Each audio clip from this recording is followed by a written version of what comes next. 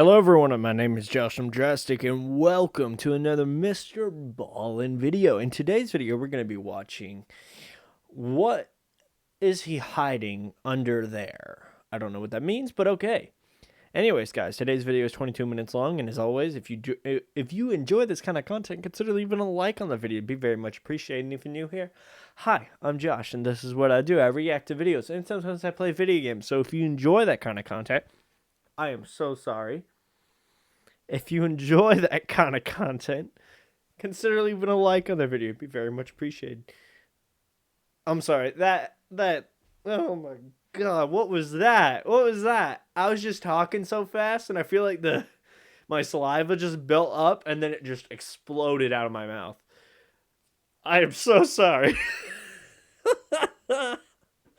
Let's just begin. I'm not gonna even. No, this story has one of the most bizarre and tragic endings to any story I've ever told. But before we get into today's story, if you're a fan of the strange, dark, and mysterious delivered in story format, and you come to the right channel because that's all we do, we upload 3 or 4 times every week. So if that's of interest to you, please replace the like button's mouthwash with glass cleaner. Also, please subscribe to our channel and turn on all notifications so you don't miss any of our weekly uploads. All right, let's get into today's story.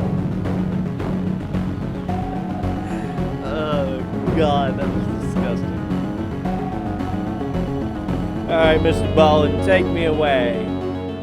In 2017, Daniel Beckwith was a 27-year-old genius hacker and prolific Bitcoin day trader. He was living in his modest childhood home in Bethesda, Maryland, with a multi-million-dollar fortune to his name. And he was hiding something major in his basement that, when it was discovered by authorities, he would be convicted of one of the rarest criminal charges in the American legal justice system. But to understand this story, we have to go back to the beginning. Daniel was born in 1991 to his eccentric and brilliant parents, Linda and David. He would be their only child. David was a PhD and an accomplished opera singer that had trained under a famous French composer. We need more people like this at the White House. Linda was a Columbia Law School trained lawyer who at one time had been a government attorney, but she gave it up because she described it as a scummy profession, and she became a vocalist like her husband. Oh my God, we need more people like these. He learned how to read, so it was clear he had unusually high intellect, which Linda guarded fiercely. She decided that public schools were not capable of teaching her son, and so she decided she would homeschool him. By the time Daniel was just 5 years old, he was consuming entire novels, and shortly after that, he was able to break down and reprogram his PlayStation. But despite his incredible intelligence, Daniel had a really lonely childhood. He was rarely allowed to go outside and play with other kids, and on the rare chance that he was, his parents always hovered around him the entire time. And few playmates, or adults for that matter, ever came inside of Daniel's house because Daniel's parents were big-time hoarders. You couldn't take 2 steps into that house before knocking into a big stack of papers or books or old food containers. In 2000, when Daniel was 9 years old, his father was diagnosed with Parkinson's disease, which left Linda, his mother, to take care of both of them. And in that time, Linda became obsessed with protecting their property. And so anytime anyone walked in front of their house, just near their property, she would run outside and yell at them until they ran away. But despite their eccentricities, it was clear to anybody that knew the Beckwith family that Linda and David just adored Daniel. They just could not give him any space. One neighbor recalled seeing the 3 Beckwiths out trick-or-treating one year, all wearing the same matching hamster outfits.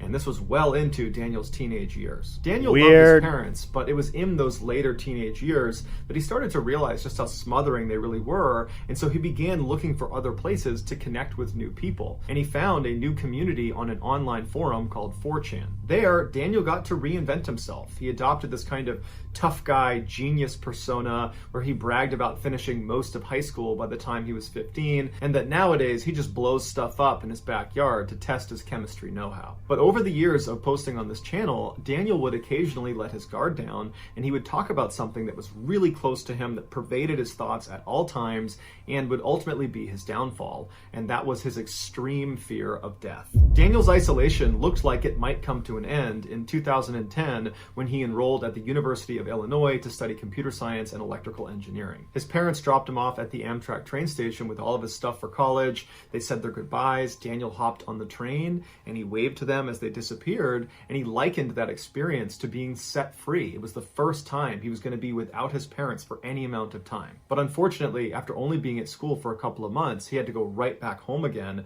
because his mother was diagnosed with cancer, and she had hid it from Daniel. In fact, she had hid it from everyone and not even seen a doctor. And so when Daniel got home, she was in really bad shape, and she passed away 2 weeks later. Including Daniel, only 3 people showed up for her funeral. And so Daniel, with his mismatched clothes and his pants that were too short, he gave his mother's eulogy, and in it, he just looked dazed, and he actually said, "I feel lost." And then shortly after Daniel went back to school, his father began declining rapidly from Parkinson's disease, and so Daniel had to put him into assisted living. And so living by himself at his apartment in college, Daniel was overcome with grief, and now more than ever, he was just terrified of death because now he had seen it up close with his mother, and he was watching his father wither away. And so he went back on 4chan and he began talking about taking a more defensive position against his own death. What that translated to is Daniel began researching what the most common killers were for people his age. And he discovered that car accidents were a big killer. And so he reinforced all the doors of his car with Kevlar plates, and anytime he drove it, he wore a Kevlar vest, which he believed protected him from blunt force trauma in the event of a crash. Knowing that cancer was a big killer, he went out and removed every mole on his body as a preventative measure. But what Daniel viewed as the biggest threat to his life was not something that statisticians would tell you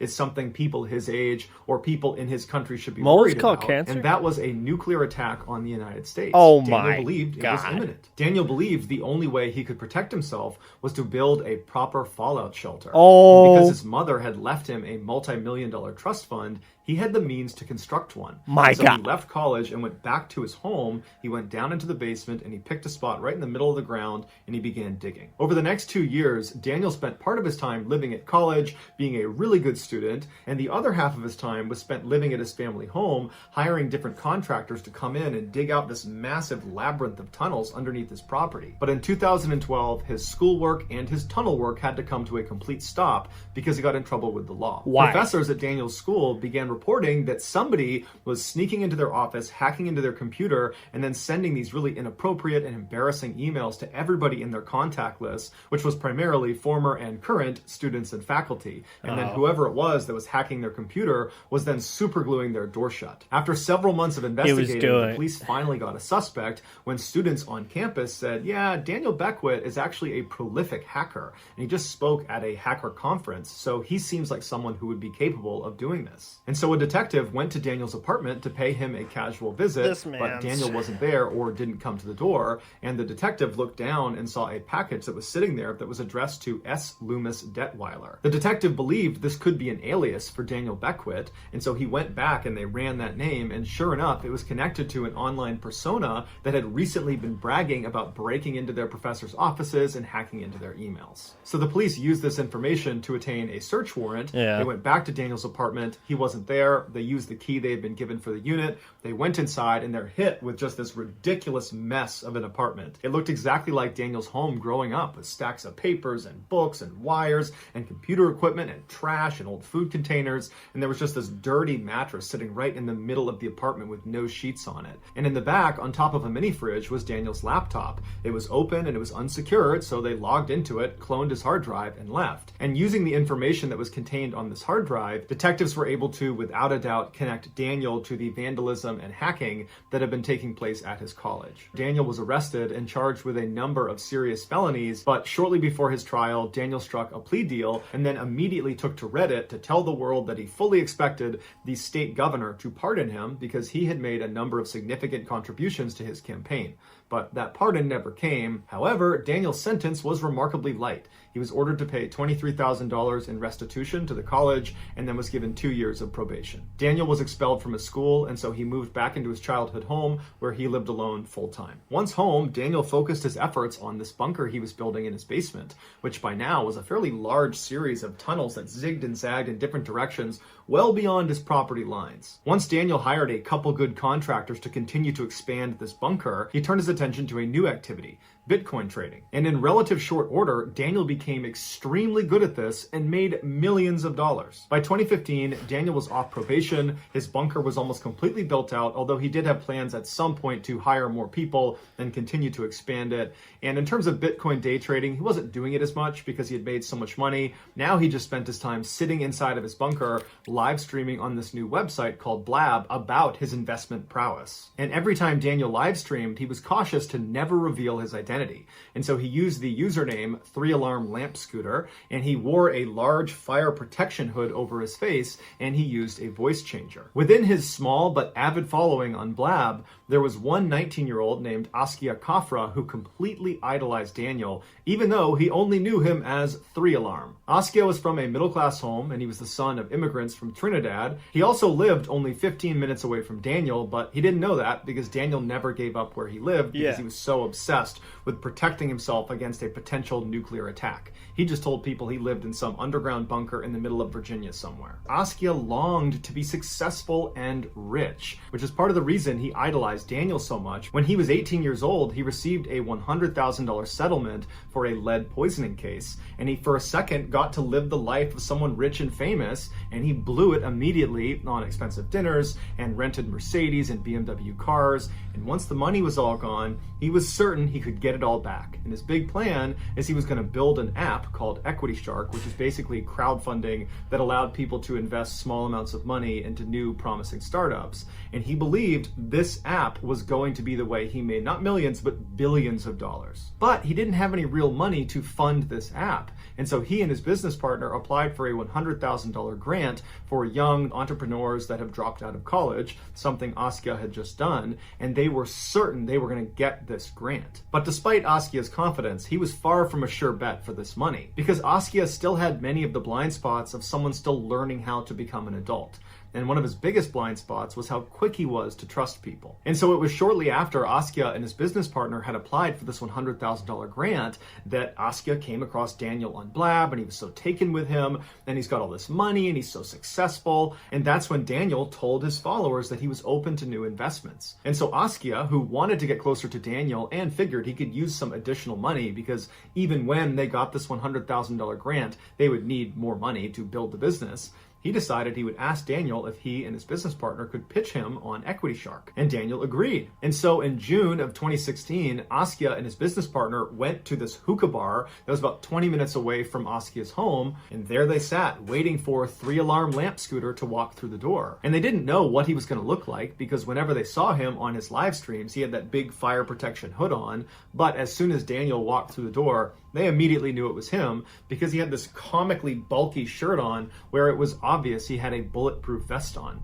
And so this guy with the bulletproof vest walks over, introduces himself as 3alarm, aka Daniel. And so by now, Askia and his business partner are very accustomed to 3alarm's eccentricities like his bulletproof vest. They just kind of overlook it and begin pitching him on Equity Shark. And they tell him that the success of the company, they believe, is hinged on this $100,000 grant that they explained they are certain to get. They meet all the parameters. They are exactly what they're looking for. And at the end of the conversation, Daniel was convinced that not only were they going to get this $100,000 grant, but that Equity Shark seemed like a great investment. And so after a number of follow-on meetings, Daniel ultimately committed $5,000 to Equity Shark, and he told Askia that they would have to pay him back with the funds from the $100,000 grant, or if for some reason that didn't come through, Askia and his business partner would have to find another way to pay back Daniel. Askia and his business partner were totally thrilled. They felt like that $100,000 grant is a done deal, so there's no risk to this investment by Daniel. And shortly after they secured the $5,000, the manager of the $100,000 grant program called Askia and said, hey, you guys have made it to the second round of applicants. We need you to fly out to San Francisco and pitch your company to us. And so they're totally excited. They tell Daniel that everything's progressing exactly as they planned. And they fly out to the West Coast, but they book their flight to LAX, not to the airport in San Francisco. So they land 400 miles south of where they needed to be. And so they're cussing themselves for being so stupid about this. And they realize they can't even rent a car. They're not old enough to rent a car. but they were old enough to rent a U-Haul. So they rent this huge U-Haul and they start bombing up the coast towards San Francisco to make this meeting in time. But they plugged the wrong address into their GPS and did not go to the right building. They went in the opposite direction. How? And so by the time they finally got all the way back to the meeting place in San Francisco, it was too late. Yeah. And the manager that was waiting for them was clearly upset about it and said, just go home, we'll be in touch by phone. Back home, Askia was totally embarrassed when he told Daniel about their botched trip, and he was convinced that they were not going to get the grant now because of how badly they had screwed up the meeting. And so Askia began asking Daniel if he would give them more money, because maybe if they use that additional money to bolster the app and make it more appealing, they will have a better chance at getting that $100,000 grant. Daniel eventually said he would commit more money, but Askia picked up that he was really hesitant and just seemed not to be very interested in Equity Shark anymore. And so Askia, hoping to stay in Daniel's good graces and wanting to make sure he was confident in this investment, he said, hey, let me do something for you. I heard on one of the channels online that you're looking to expand some of the tunnels inside of your bunker. Let me do that for you. Daniel, who was looking to expand his bunker, was eager to hire Askia, but he told him that if you're going to work for me, there's going to be heavy restrictions on how this goes, because it's a very secret location. I don't want this to leak out, where my bunker is, because as you know, there's going to be a nuclear attack on the United States any day, and my bunker is one of the only places that's going to be safe. Askia said that was totally fine. He would do whatever Daniel needed. So on January 28th, 2017, just after 2 a.m., Askia sat outside his house waiting for some car to come pick him up. And at some point, Daniel showed up in a minivan and he walked up to Askia, he let him into the van, and then he put goggles that were blacked out on his head. And then Daniel drove around in loops up on the highway and back around neighborhoods, giving the impression to Askia that they were actually going somewhere far outside of Maryland, but really they were only going 15 minutes away to Daniel's actual house. And when they got to Daniel's house, Daniel made Askia keep the goggles on. Daniel got out and he led Askia by a string into the house. And once they got inside, Daniel had to carefully walk him around all the junk that was piled up all over the house. They made their way all the way to the back. They went down the stairs into the basement where Daniel had intentionally created this unbelievable maze all over the basement floor with chicken wire and stacks of bikes and books and more junk. It was designed so anybody who was working inside of the tunnels, that even once they came out of the exit, wouldn't even know how to get out of the basement. And finally, after bringing Askia all the way through this maze, he stopped him right in front of this hole in the ground that was the entrance into the underground tunnels. And at that point, he told Askia to remove his goggles. Daniel told him to hop down and take a look. So Askia hopped down and he's looking around and he's seeing these massive tunnel systems pushing out in all directions, and all of it is extremely well lit. And he couldn't believe what he was looking at. And he's looking at Daniel like, how far does this go? And Daniel said, it's huge. It was at this point that Daniel handed down to Askia a pickaxe, a shovel, and a hard hat. And he explained to him that anytime you're in the tunnels, I'm going to have to cover over this hole, because I can't even have you in the basement. It's too much of a security threat for me. And in fact, I'd prefer it if you worked multiple days in a row, because anytime you leave, we're going to have to do the whole blindfold thing. And so you should anticipate living in the tunnels for days at a stretch. But don't worry, there's a mattress down there, there's Wi-Fi, everything's well lit up, and there's a 5-gallon bucket if you need to go to the bathroom. And so Askia, who trusted Daniel, didn't love this setup, but in a weird way, he was just kind of excited to be a part of this guy's life, this guy who he believed was just this really amazing person. And so over the following winter and spring, Askia would make the blindfold commute all the way to Daniel's house 15 minutes away, and then he would spend multiple days down in the tunnel chiseling away into these different tunnels that Daniel wanted expanded. But as well as it was going working for Daniel, Askia was dealt some bad news at the end of the spring